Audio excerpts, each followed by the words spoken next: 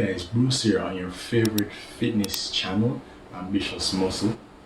Hope you guys are doing well. I know things have been getting really crazy. Hope you guys have been following the protocols the government have put in place, like social distancing, washing your hands, walking with hand sanitizers, not putting your hands in your face and stuff like that. Guys, the sooner this thing is over, the sooner we can get back to living our best lives, right?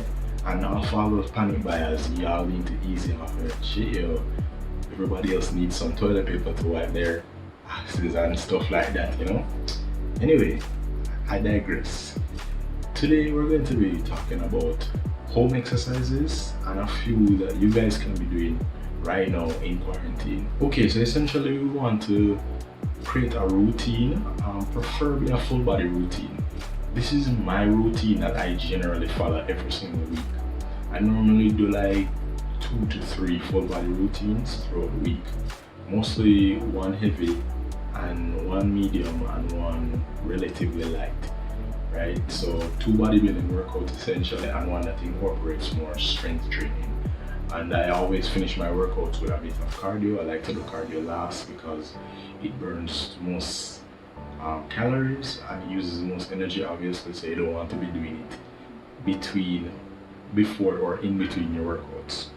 So my first exercise for this workout training today, we're going to start off with your upper body, and with that we're going to be doing push-ups. So essentially you want to do anywhere between 10 to 20 reps per set and 4 sets of that, depending on your level. So for beginners, I generally recommend, if you're just getting into push-ups, try to do anywhere between 7 to 12 reps. And if you're unable to go on your 4s, so you find yourself on your knees, which is probably very little of the population, unless you're overweight and unfit or you're obese, you should generally be able to do that. But if you're unable to do it, do the same 7 to 12 reps on your knees. So for more advanced lifters now, I generally would recommend 15 to 20, maybe 30 reps if you can manage, and 4 sets of that. So it's just to challenge yourself. And then right after now, we want to hit more upper chest. It's going to be a bit harder to do without the use of weights. As I said, this is little to no weights, and since you might not have access to a bench or anything of that nature, it's good if you can put yourself in a position where you can target upper chest more. So as you can see on the screen, we have your decline push-ups. These push-ups essentially require you to place your hands in front of your body, so they're not like with regular push-ups where they're regular underneath you, they're more upward. As you can see the movement, it forces the upper chest into flexion. So that is very good for your upper chest if you can manage it. Okay, next we have everybody's favorite, arms. And with arms we're going to start off with some tricep dips. These are not your traditional tricep dips where you're going to be going on anything and dipping your entire body weight. Those are generally more advanced, and since I want a video that can work for both beginners and advanced lifters, I generally recommend doing dips of anything that you can basically place your body on, and your legs are on the ground and you're basically dipping yourself up, right? Same thing as before, anywhere between 10 to 15 reps. This should be easy for most people. So as an advanced lifter, maybe 20 reps, 4 sets of that. If you can do a bit of a pause at the top, that's really nice. So maybe 2 to 3 seconds pause at the top, to get a full flexion of the triceps and then go back down. Then next we have your diamond push-ups. I'm certain a lot of people are familiar with these, but essentially you're going to place your hand in a diamond shaped while you're on the ground, and you're going to push up. So it's a push-up, but it's just with your hand in this position. The difference with this is that it targets more of the triceps when you place your hands closer together, similarly to when you're doing a close grip bench press. So do this to finish off the triceps. Okay, so to finish off arms, we're going to be doing some curls, same as before, anywhere between 10 to 15 reps per set, about 4 sets of these. As I said, we're working little to no weight, I'm assuming that most people have anywhere between a 5 to 20 pound dumbbell at home. So this might be light, depending on your level, as I said. But for beginners, maybe 5 to 10 pounds. 10 pounds works best, right? So the main thing, as I said before, you want slow and focused contractions. So you go down slowly, come back up, squeeze, just continue that for the entire set until you get that nice burning biceps. And if you want, you can also superset this with a few reverse curls. So the reverse curls will be more for your forearms. So why not get a burn in your forearm while doing it? So superset is really a set where you're right after you finish one specific exercise, you jump to another one. So the idea with a superset is you don't want to burn out completely. So for example, you want to burn out your bicep completely. So say your max is maybe 20 reps for the set, do 10, and then do 10 of the reverse curls. Then now to finish off your biceps, we have our traditional bicep curls with a long bar. I have some resistance bands, but don't want them to be a part of this video because I'm going to do a separate video on those on Sunday. Give you guys a more in-depth thing to do it some justice essentially. So basically, if you have weights, use weights. Broomstick, as I said, it doesn't really matter to me personally. I'm just going for more of a burn. So I'm doing slow ascensions, so slow declines, right, to get that full stretch on the bottom and full squeeze on the top. So it doesn't really matter how much weight you have. It's a small muscle, so it doesn't matter. So I like to do 21s. 21s are basically where you do 7 partials. So 7 partials up here, 7 partials down here, and here do 7 fulls. Right? Great exercise. Okay, next, and we're officially finishing arms now. We have shoulders. So with shoulders, your frontal shoulder, this will generally get hit in the midst of a push-up, similar to bench. A lot of frontal shoulder activation is required in a bench to push your body. Push your body or push the weight essentially. So first we want to do regular overhead presses or military presses, whichever one you want to call them.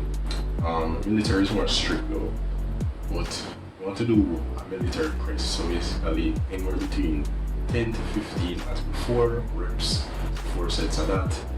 Depending on the weight, you might want to up the frequency. I don't have a lot of weight at the moment, so I decided to do 20 to 30 reps per set. That will depend on your level, right? And I supersetted these with a few wall handstand push-ups. These are more advanced, so I would recommend these for beginners, right? Even people who can do that mid-year, who have that level of calisthenics, so I'm not going to recommend that to anybody. Let's not forget about our lateral heads.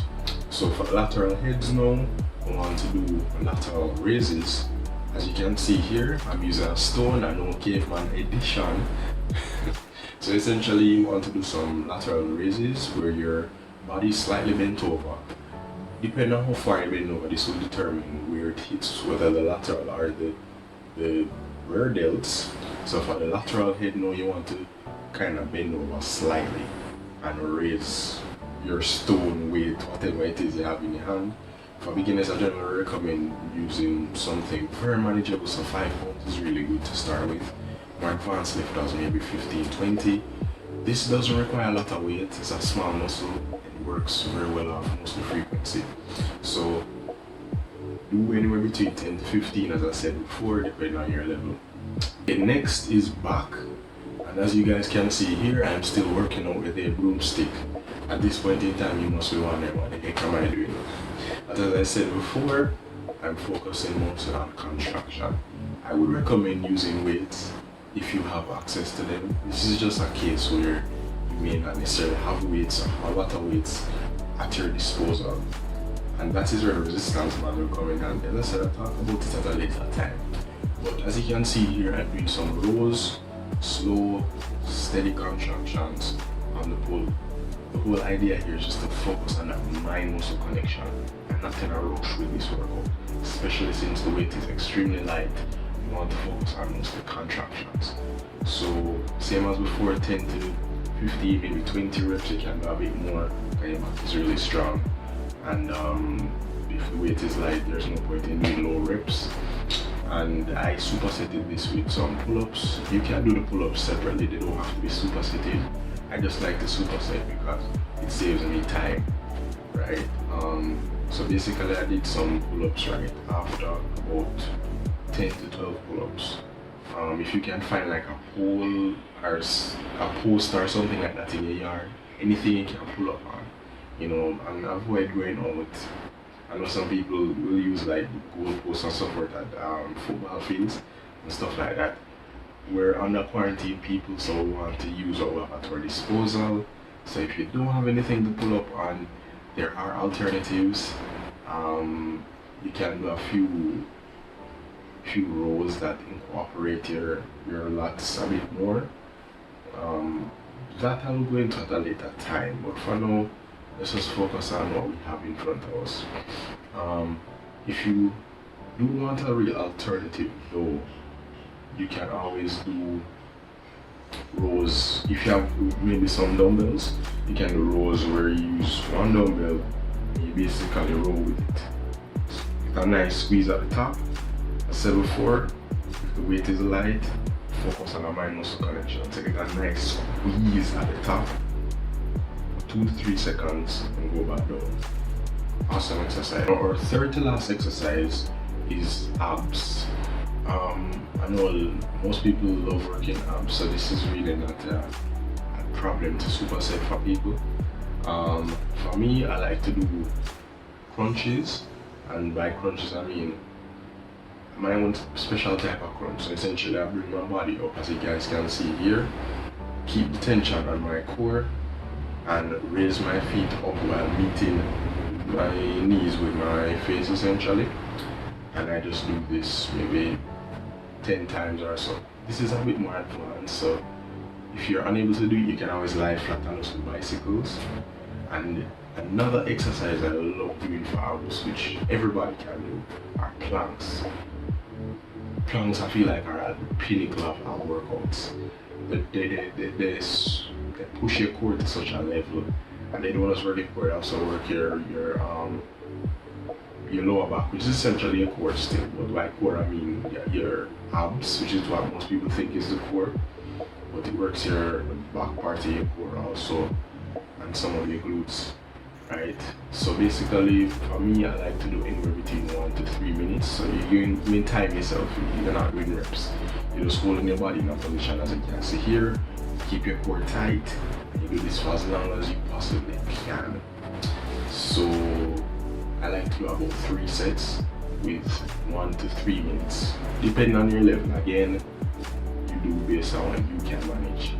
Okay, and our last exercise now is going to be legs, and with legs we're going to do the traditional leg workout, squats. In this case we're going to be doing body weight squats. As I said, if you have weights, you can put the weight on your back, it's up to you. But for me, if I don't have access to weights, we're going back to the broomstick again, people. The whole thing with the broomstick here, you know, is obviously it doesn't weigh anything on my back, so it's not doing anything for my legs, but it's putting me in a position where I feel like I'm in a squat because I'm holding something behind me and I just feel comfortable, so I use it for that purpose. You don't have to. You can always put your hands in front or you, beside you, wherever you want to put them. So this is basically just a squat without a bar. So you're going to be squatting down. If you can do some grasses, that's good. Same as with regular squats. Get in a nice squat position, spread your legs as far as you're comfortable spreading them, turn them out a bit, go down 90 degrees or lower, hold it for a bit, and come back up. I like to do 50 reps and about 4 sets of that, so 200 reps in total, with 2 minute breaks in between. But in between the reps themselves, I like to, every 10 reps, I do a pause set of maybe 10. So pause meaning I go down and I pause for 3 to 5 seconds, hold it down there for a bit, then come back up. That is grueling on your legs, right? And if you can drop in some walking lunges after you finish this, which I highly doubt you'll be able to do, so especially beginners, you know, but advanced lifters, you can drop in some walking lunges. After these, if you want to finish off your legs completely, if this didn't do the job. And then finally now, we can drop in some cardio. For me, I like to just run on the spot. I like to run on the spot for maybe 15-20 minutes. I just time myself and just run directly on that spot. You know, if you have a big yard or somewhere within your vicinity, you can run without going outside. Going outside meaning going on the road. You know, social distancing people. You can basically run around your yard if you want. Yeah, that's pretty much it for my full body home workout. I hope you guys enjoyed all of that. If you guys have any suggestions, please add them. Alright, I'm always open to knowledge and so forth. So, hope you guys apply these to your quarantine home workouts. Turn 26 today if y'all care. You know, a lot of people underestimate the use of resistance band. A resistance band is essentially a whole arsenal of weights in itself. I'll go in depth on that on Sunday though, so I hope you guys stay tuned.